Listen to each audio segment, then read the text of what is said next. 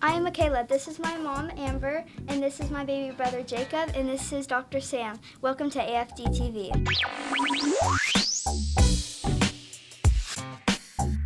How are you, Dr. Sam? Great, and you? Doing great, doing great. So today we're going to talk about food poisoning. And that's a big one we see in the clinic actually quite often. Yeah, so it comes from eating spoiled or contaminated food. According to the CDC, 1 in 6 Americans contract food poisoning every single year. Food poisoning can be bacterial, parasitic, or viral. These pathogens can be mild to life-threatening depending on which one is contracted. The most well-known types of food poisonings are E. coli, Salmonella, Listeria, botulism, the norovirus, and Hep A. So first question is, how do foods become contaminated? They can be improperly cooked, underdone, meats, especially like chicken or fish. Food left out without refrigeration. A big one is, at your house when you're making dinners or at parties, foods left out can be really, really dangerous. Sometimes food is exposed to fecal matter, improper hand washing techniques with food preparation. And that can cause Hep A, which is a big concern, which we see rarely, but we also know that it is still present. Meats, eggs, and dairies are the most contaminated products that you're going to run into. So how do we protect ourselves? If you're pregnant, food poisoning can be very serious. Stay away from underdone meats, including sushi, hot dogs, and lunch meat. Concern with listeria is high, which can lead to further illnesses like meningitis. Cooked food sitting at room temperature is what the USDA calls the danger zone, which is between 40 degrees Fahrenheit and 140 degrees Fahrenheit. In this range, bacteria grows rapidly and the food becomes unsafe to eat. So it should only be left out no more than 2 hours. Put food immediately away after dinner and be really, really judicious when it comes to doing takeouts. You have to include the time it was on your plate, the drive time, all the way to your fridge. Our family does take leftovers home, but it's not really often just because of that.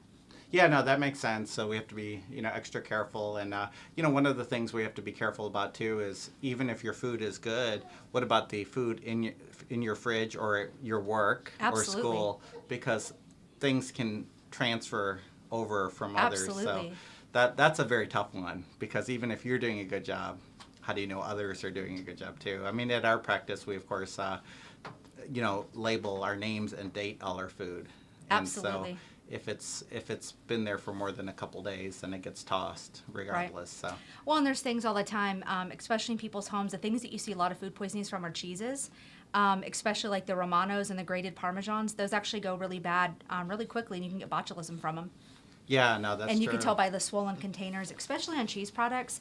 When things look swollen and really puffed up, that's a really, really bad sign that there's a bacterial growth.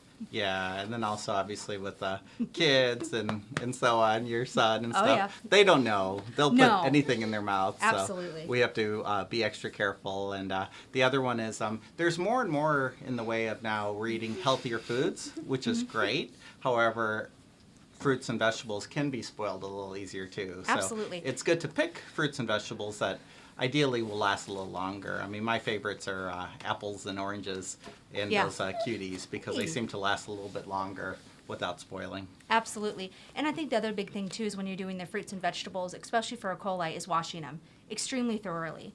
That's one of the bigger things that you see. You can remember, what has it been, more than 5 years ago on the green onion E. coli outbreak? That was part of the thing, was washing. Hi. Well, I think that means I think we're done. we had a good talk there. So take it away. Thank you for watching AFD TV. See you next time. See you next time. Bye. AFD TV is designed to provide an educational discussion about current medical topics. For a personalized medical opinion, please consult your primary care physician or visit one of America's Family Doctors clinics today.